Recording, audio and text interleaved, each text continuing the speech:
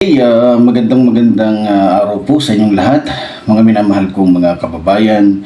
Muli po sa araw pong ito ay makakasama po ninyo ang inyong lingkod dito po sa ating programang Reaction Mo, Birada Ko. Pero bago po tayo mag-umpisa o magsimula, mga minamahal kong mga kababayan, marahil nakikita nyo po na may kasama po tayo ngayon dito po sa aking tabi. Siya po ang aking makakasama sa araw na ito at marahil baka hindi lamang po ngayon. Madalas o lagi nang makakasama po natin itong aking nasa tabi. Siya po si Epilenio Labrador. Palakpakan po natin mga kababayan.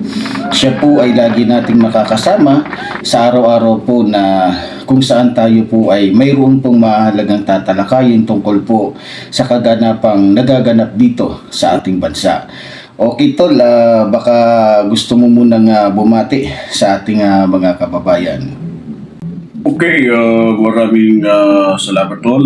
Bago po ang lahat ay pinasasalamatan ko po yung ating mga kababayan na lagi po sumusuporta dito po sa programa ng aking kapatid na si Epilenio Labrador.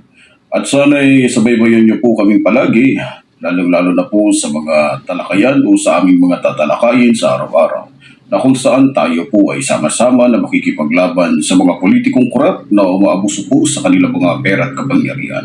Maraming salamat sa lahat. Salamat po at magandang araw sa inyong lahat. Okay, kamusta naman yung araw mo ngayon na tol? Okay ba yung ating buhay-buhay? Sana, Ano yun? Parang may ibig sabihin nabudol ako ni Sarah eh. Hindi nga. Bakit? Mukha ba ako nagbibiro? Hindi. Sinisiguro ko lang. Paano mo nasabing nabudol ka niya? Bakit? Kakilala mo ba siya? Hindi. Oh, paano mo nasabing nabudol ka niya? O ano ang ibig sabihin mong nabudol ka niya? Hindi naman pala kayo magkakilala. Di ba? Ganito kasi yan, tol, ano? Naalala mo nung pumunta sa bahay natin dito si Mang Ingor? O bakit? Hindi ba naginuman pa nga tayo nun? Mga oras na yun, tandang-tanda ko pa.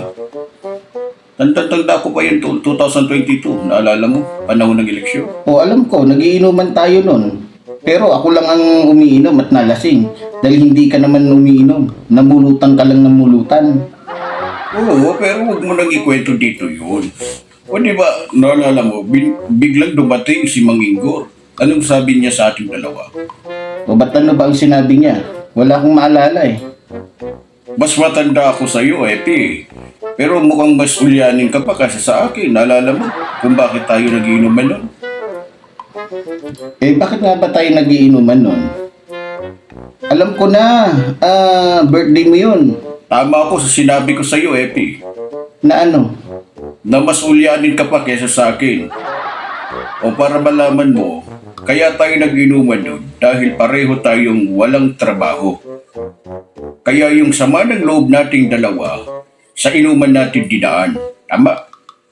Oo, naalala ko na. Tama. Halos isang linggo na nga tayong nag-a-apply nun, pero walang tumanggap sa ating dalawa. Tumpa! Teka. Tanong ko lang, ba't nga ba hindi tayo natatanggap nun? Maganda naman yung suot natin. Hindi naman tayo mukhang ewan. Mukha naman tayong nasa opisina nagtatrabaho, di ba? Nagtanong ka pa. Paano tayo tatanggapin? Naalala mo, lahat ng in-applyan natin, ang nakakausap natin ay manager. Anong masama nun? Sino ba ang dapat nating harapin? Di ba yung mga manager? Anong masama dun? Meron ba? Merong masama dun. Hindi mo lang napansin. Bakit meron? Bakit meron? Hindi naman tayo nagnakaw. Hindi nga tayo nagnakaw. Pero mabigat ang dahilan nilang lahat kung bakit hindi nila tayo pwedeng tanggapin. Ano ba nga kasi? Ano nga ba nga yun? Parang hindi ko yata Dahil alam yun. hindi ko lang sinabi sa iyo nung mga panahong yun. Dahil baka imbis na alak ang inumin mo, gasolina ang tunggain mo dahil wala nang tumatanggap sa akin at sa iyo. Ngayon, tanong ko sa iyo, eto, sino ang madalas nating nakakausap noong mga panahon na yun? Nung nag-a-apply tayo? Siyempre, yung mga manager. Tumpak! Ang tanong ko sa iyo, ano ang ina-applyan nating dalawa? Manager. Ngayon, alam mo na. Alam mo na siguro ang dahilan kung bakit hindi tayo tinanggap. Agawan mo pa ng trabaho yung manager. Ngayon, kung hindi mo pa rin nakukuha, okay, bumalik tayo kay Mang Inggor. Anong sabi ni Mang Inggor sa ating dalawa? Di ba't sabi niya na may pag-asa tayong magkaroon ng trabaho? Dahil sabi ni Sarah, pag naging vice president siya, magkakaroon na ng maraming trabaho, hindi lang yung tayong dalawa, kundi yung mga Pilipinong walang trabaho. Basta iboto lamang natin siya, di ba? At ikampanya. Oo nga, no, naalala ko na, tama ka. Naalala ko noon, halos lahat ng kapitbahay natin, nainganyo nating iboto siya. Di ba? Dahil maraming mga kapitbahay natin na wala ring trabaho. Kaya kung hindi ako nagkakamali, halos 99% ng mga kababayan natin, kabarangay natin, nainganyo nating iboto si Sara. Sino ba namang ayaw ng trabaho, di ba? Tama. Pero ang tanong ko sa'yo, anong nangyari nung naging pangalawang pangulo na si Sarah? Nagkatrabaho ba tayong dalawa? Di ba sabi ni Mang Inggor, maghintay lang tayo ng makaupo itong si Sarah. Tiyak na may trabaho na tayong dalawa. Anong ginawa nating dalawa? Di naghintay. Ilang taon tayo naghintay? Siguro kung di ako nagkakamali, mga 2 taon din mahigit eh. May nangyari ba sa paghihintay natin dalawa? Wala. Tapos ngayon, tatanungin mo ako kung okay lang ba ako, okay lang ba yung buhay-buhay ko, samantalang alam mo naman na binudol tayong dalawa ni Sarah. Kung si Mang Inggor nga, na leader ni Sarah sa pangangampanya niya, pinangakuan niya na bibigyan ng maayos na tahanan. Walang nangyari. Hanggang ngayon, sa tagpi-tagping sako pa rin nakatira, di ba? Grabe talaga tong si Sara, tol, no? Sinabi mo pa, matindi pa yan siya ama niya. Alam mo, tol, sa tingin ko lang, libo-libo yatang mga Pilipino ang nabudol nito ni Sara eh.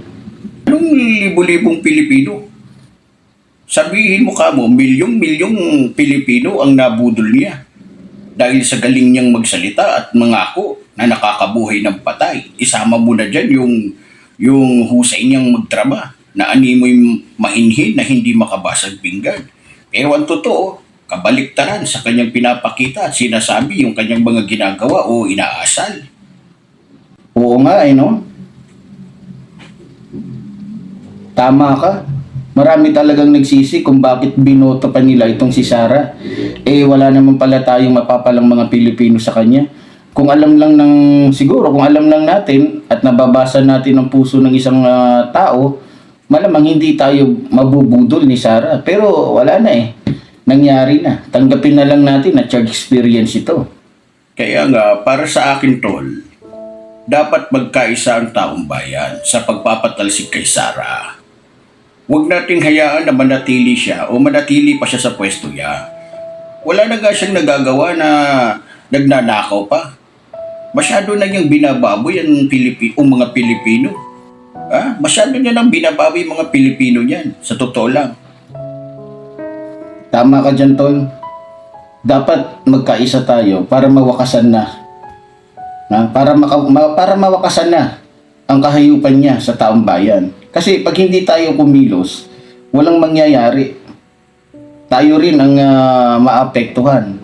Tayong mga Pilipino rin ang mahihirapan at magdurusa dito. Habang si Sara Duterte naman ang nagpapakasasa sa mga buwis na dapat tayo ang nakikinabang. Di ba? Tumpa. Tama ka tol. Kaya nga sa ating mga kababayan na nakasubaybay sa programang ito, makinig kayo. Kung paanong nagkakaisa yung mga Pilipinong nababayaran ni Sara Duterte para ipaglaban siya. Tila mas dapat tayong magkaisa para ipaglaban ang ating karapatan na makinabang sa perang ninanakaw niya.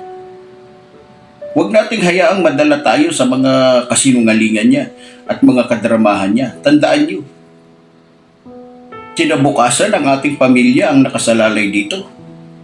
Kaya hindi tayo pwedeng magsawalang kibo na lamang sa mga katarantaduhang ginagawa niya.